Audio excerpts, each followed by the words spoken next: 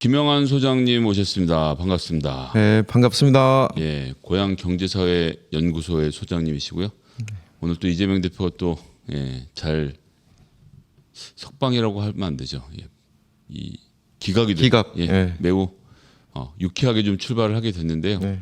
근데 기껏 유쾌하게 출발했는데 또 소장님 어두운 소식도 어두운 소식을 전하시려고 하는 거죠. 오늘은 또 어떤 어두운 소식을 전해 주실 예정이십니까? 예, 지난 9월 20일 이제 미국 연방공개시장위원회에서 지금 FOMC라고 그러죠. 거기서 이제 네. 금리를 동결했는데 이 금리가 지속될 것 같아요. 그 여파들을 우리나라에 끼치는 여파들을 한번 살펴보고요. 네네. 그것이 우리 서민 경제에 어떻게 이어지는지 그 고리들을 한번 추적해 보려고 합니다. 결국 이제 추석인데 네. 경기가 안 살아나고 있는 것에 대한 배경을 한번 좀 짚어주신다는 말씀을 네, 이해를 네. 하면 되겠죠. 네. 자, 무슨 얘기부터 좀 해볼까요? 예, 먼저 그림 하나 좀 보여주시면 미국 연방준비제도 수정 경제 전망이 나왔습니다. 이게 이제 그 9월 20일 FOMC에서 발표하면서 경제 전망을 수정했는데요. 23년 6월 전망하고 23년 이번에 나온 9월 전망치가 좀 많이 다릅니다. 특히 네. 경제 성장률 쪽을 한번 보실까요? 네. 경제 성장률이 지난 6월에는 23년 네. 그쪽에 지난 6월 회색 1.0% 미국 경제 성장한다고 그러네요. 6월에 했는데 석 달 만에 배 이상으로 뛰었어요. 이번에 9월 달에 네. 미국 경제가 2.1% 성장한다고 GDP가. 네네네. 그것도 실질 GDP가. 네. 2.1% 성장한다고 했고요. 실업률도 오히려 줄어들었죠. 실업률도 네. 그러니까 미국 경제가 되게 예상했던 것보다 네. 훨씬 더 강하게 성장하고 있다는 것을 반증하고 있습니다. 아하. 석 달 만에 이렇게 경제 전망을 대폭적으로 수정을 했거든요. 그리고 미국에서는 이제 그 물가 상승률을 볼 때 Personal Consumption Expenditure라고 해서 개인 소비 지출 물가 상승률을 보거든요. 네. 우리나라는 이제 주로 이제 CPI, Consumer Price Index 네. 그걸 보는데 미국은 PCE 물가 상승률을 보는데 네. 약간 올랐죠. 그리고 근원 물가도 3.7%로 여전히 높은 수준을 유지를 하고 있어요. 네, 물가 자체는 네. 오르고 있다는 거죠. 네, 여전히. 그래서 다시 한번 그 마지막 그 정책 금리 한번 좀 보여주시면. 정책금리요? 예. 네. 이게 이제 미국 기준금리인데 이번에 동결했지만 네. 그 중간값이라고는 5.6%에 좀 주목할 필요가 있습니다. 23년도. 네네. 예. 지금이 5.25에서 5.5% 네네. 범위로 설정을 했는데 한 번 더 오르겠네요. 그러면 이대로 되면 한 번 더 올리는. 예, 지금 진짜 물가를 잡으려고 엄청 네 큰 예전에 희생을 치르는군요. 그렇죠. 예전에 미국이 물가가 한참 올랐을 때 뜨뜻미지근하게 그 대비했다가 완전히 큰 코를 다친 적이 한 번 있었지 않습니까? 그래서 이번에 아마 연준은 작심하고 이 물가를 잡으려고 아마 달려드는 것 같은데요. 네. 그래서 한 번 더 올해 올릴 가능성이 있고 24년도 중간값 그 빨간 거 보면 네. 5.1%라고 찍혀 있죠. 네.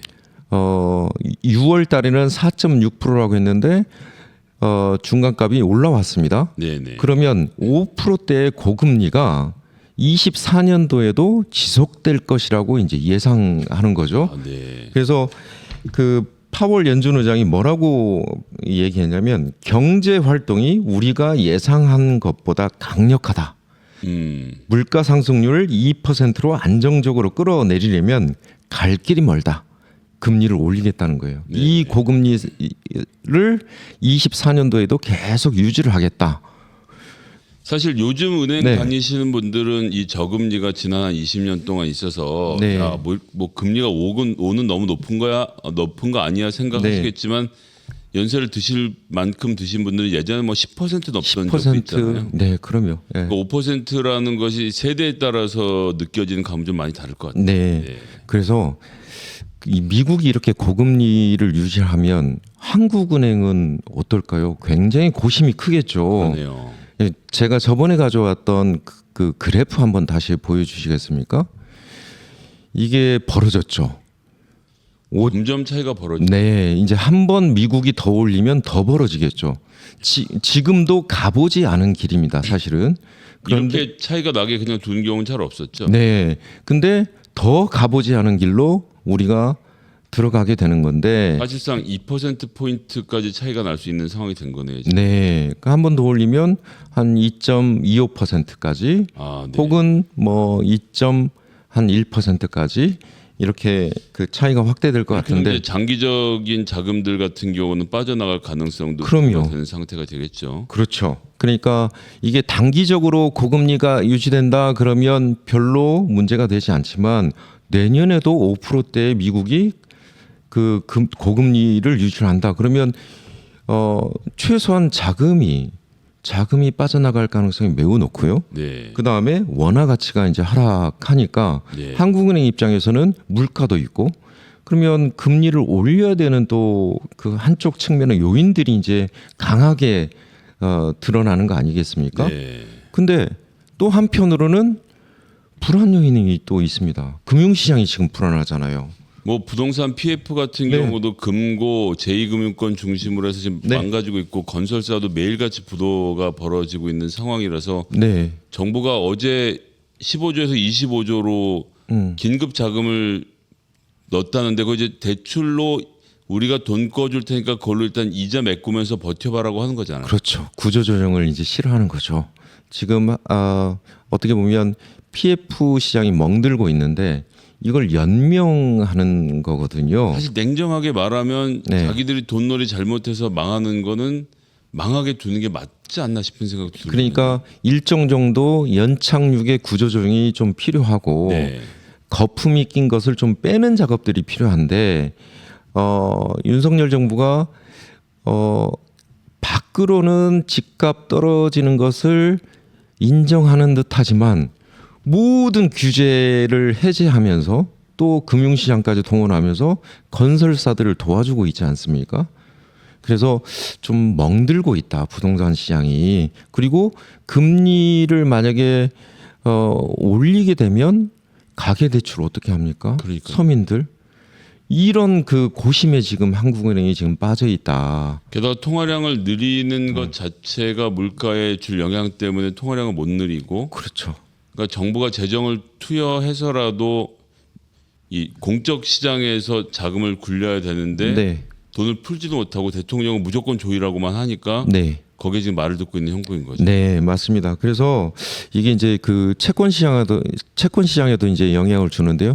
우리나라의 이제 국고채는 네. 미국의 국고채를 쫓아갑니다. 그러면 지금 미국 국고채가 지금 사상 최대를 경신하고 있거든요. 계속 그렇죠, 네. 10년 장기물 같은 경우도 그러면 우리나라 국고채도 그것에 따라서 금리가 이제 올라갈 거고 우리나라 국고채에 근거를 둔 은행채, 한전채 이런 것들이 더 올라가게 될 거고요. 올라가게 되면 돈 있는 사람들이나 투자하는 사람들은 다 국고채나 한전채 사지.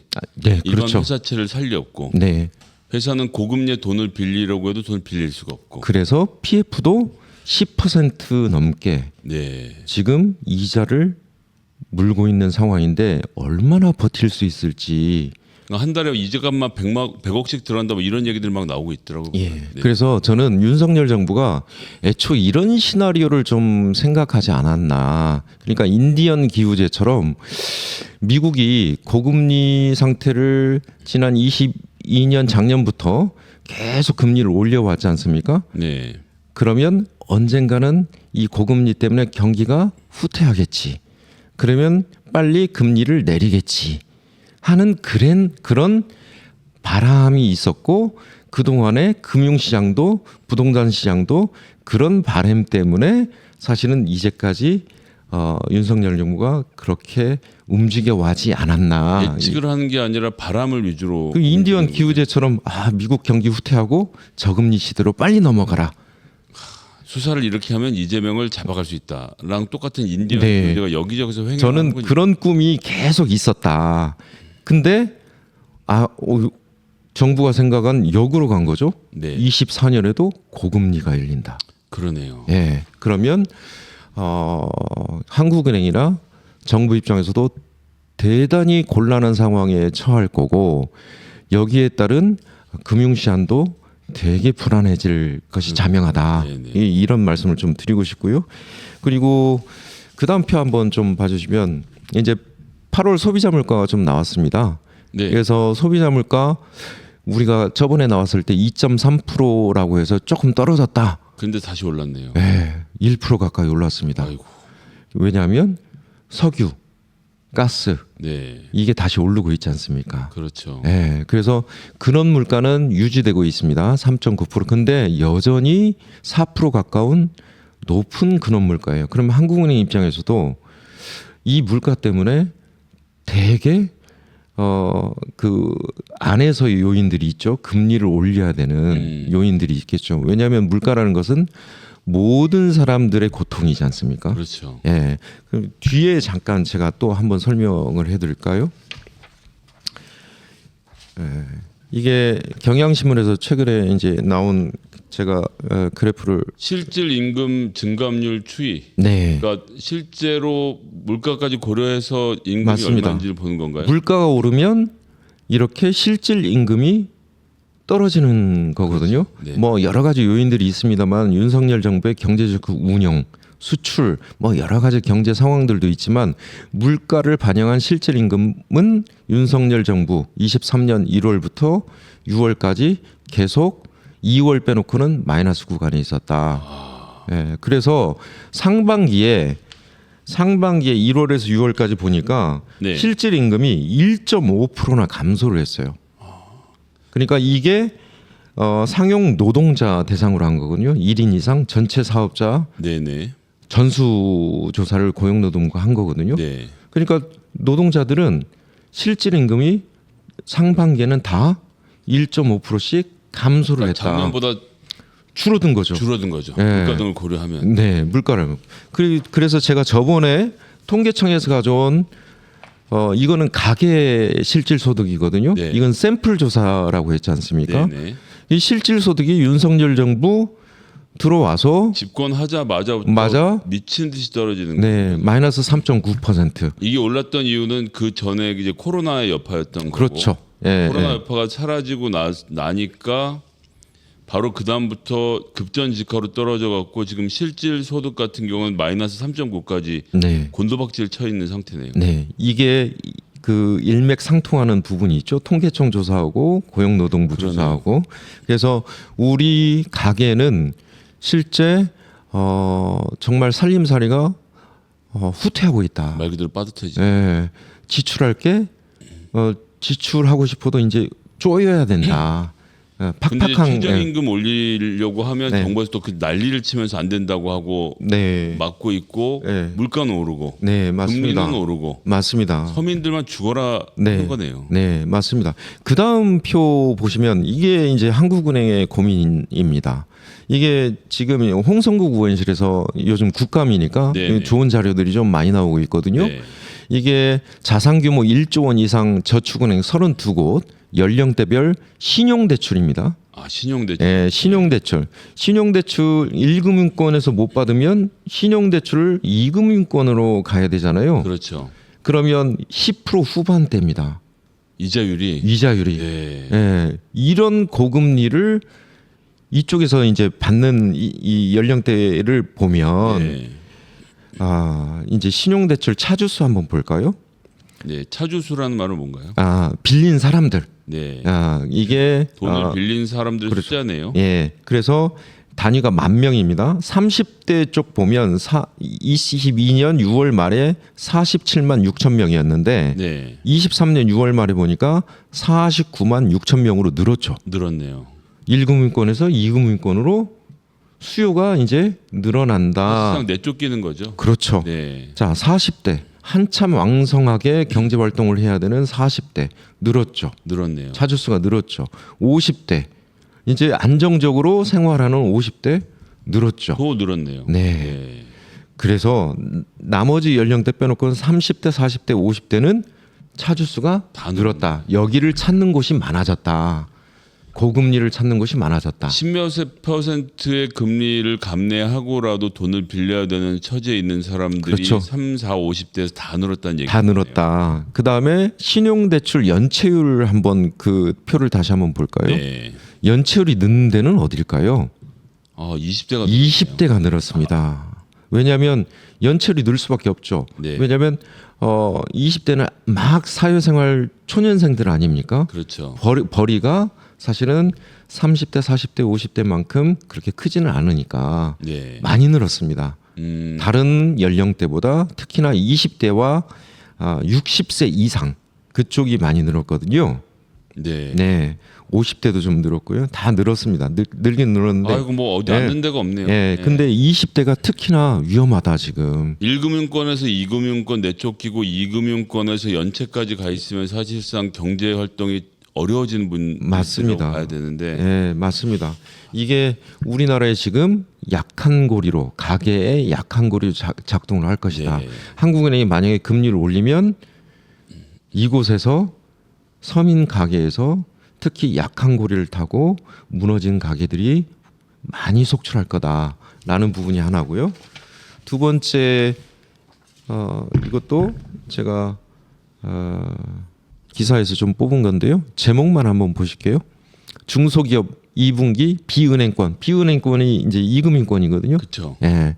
새마을금고 같은 예. 데들 대출 연체율이 거의 2배 반이 늘었지 않습니까? 1.95%에서 4.61%로 급증했고 중소기업, 예. 중소기업들입니다. 중소기업들 여기도 약한 고리입니다. 여기도 약한 거리고 새마을금고 자체도 PF 여기저기다 물려갖고 맞습니다. 금고 자체도 불안하고 그러니까 비은행권은 또 고금리이지 않습니까? 1금융권보다. 네.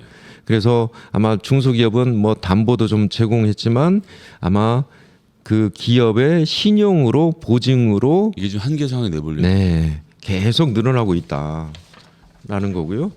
그다음에 최근에 나온 대한상의 제조 BSI 전망치 추이를 한번 보시면 자, BSI는 뭔가요? 비즈니스 서베이 인덱스라고 해서 네. 경기 전망 지수입니다. 전망 그러니까 혹시 이런 말 한번 들어보셨어요? 경제는 심리다. 그렇죠. 네. 심리가 90%다.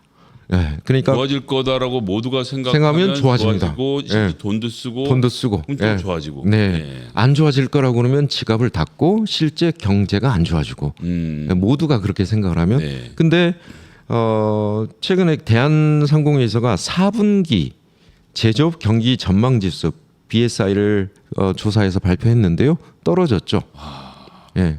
안 좋다고 생각을 하는 겁니다. 그러니까 이게 놀라운 거는 예. 그러니까 문재인 대통령 때 코로나가 터졌을 때는 그렇죠. 뭐 당연히 안 좋고 당연히 안 좋죠. 그랬는데 정부가 잘 극복하네. 75로 올라갔다가 그 2021년 2분기만 돼도 벌써 이제 야 이거 좋아지겠구나라고 생각들해서 99, 103 최소한 90대를 다 넘고 있었는데 안정적으로 가고 있었죠. 예. 이 정말 놀랍네요. 네. 윤석열 대통령이 집권 딱 하자마자부터 급전직하군요. 네. 그래서 좀 오르는 것 같다가 네. 또 다시 내려가네요. 맞습니다.